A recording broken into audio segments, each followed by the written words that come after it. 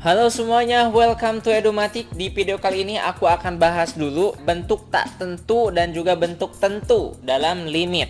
Ini penting sekali ketika kita mempelajari limit fungsi. Jadi gini, ketika kita menyelesaikan limit menggunakan metode substitusi, jika hasilnya berupa bilangan tentu, maka ya udah itu hasilnya. Tapi ketika kita menggunakan metode substitusi dan hasilnya berupa bentuknya itu tak tentu, maka kita harus menggunakan metode lainnya. Ada metode pemfaktoran, kali sekawan, dan yang lainnya. Seperti apa sih bentuk tentu dan juga bentuk tak tentu dalam limit? Pertama, aku tulis dulu bentuk yang tentu. Ya, bentuk tentu itu seperti apa? Bentuk tentu itu yang hasilnya udah ada langsung. Misalkan hasilnya A aja nilainya. A itu ya bisa berapapun, ini aku simbolkan dengan variabel aja A gitu. Berarti suatu bilangan, ya bilangan yang ada real gitu. Kemudian jika hasilnya berupa rasional ya A per B seperti ini, ya udah itu hasilnya dengan B-nya tidak sama dengan 0 ya. Terus ada juga ketika kalian mensubstitusikan suatu nilai X, didapatkan hasilnya berupa bilangan A dibagi 0. Nah, khusus di dalam limit, ketika menemukan kasus seperti ini, maka jawabannya adalah tak hingga. Ini khusus dalam limit.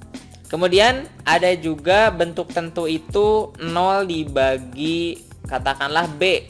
Ya, atasnya 0, ini udah jelas jawabannya 0.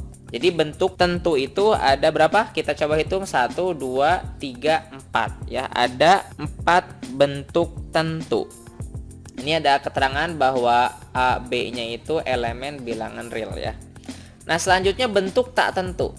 Bentuk tak tentu. Bentuk tak tentu itu ada banyak. Pertama ada 0 per 0. Ya, ini bentuk yang ada di video pertama ya, pembahasan limit. Bentuk selanjutnya tak hingga per tak hingga. Kemudian ada tak hingga dikurangi tak hingga. Kemudian ada 0 pangkat 0. Kemudian ada tak hingga pangkat tak hingga. Kemudian ada 1 pangkat tak hingga. Dan yang terakhir itu ada tak hingga dikalikan dengan 0. Ini tuh adalah bentuk-bentuk tak tentu dalam limit. Jadi sekali lagi, ketika kalian mencoba mencari suatu nilai limit menggunakan metode substitusi, ternyata hasilnya itu berupa bentuk tak tentu. Bentuknya misalkan 0 per 0 atau tak hingga per tak hingga.